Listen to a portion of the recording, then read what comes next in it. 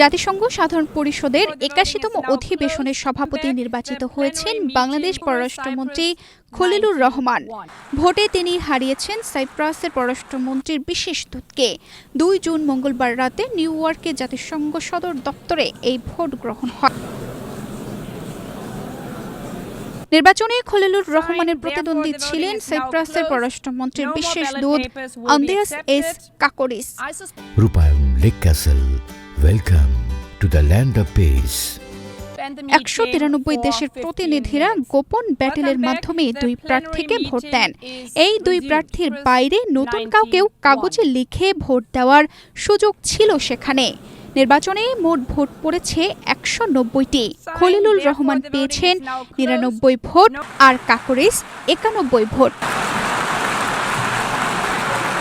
নির্বাচিত হয়ে জাতিসংঘ সাধারণ পরিষদের সভাপতির আসনে দ্বিতীয়বারের মতো বসতে যাচ্ছেন বাংলাদেশের কোনো প্রতিনিধি।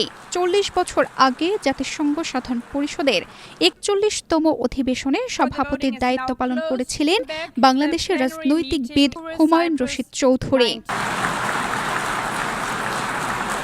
আঞ্চলিকভাবে ঘূর্ণায়মান পদ্ধতিতে এবার এশিয়া প্যাসিফিক অঞ্চল থেকে পরবর্তী সেশনের সভাপতি পেয়েছে জাতিসংঘ সাধারণ পরিষদ।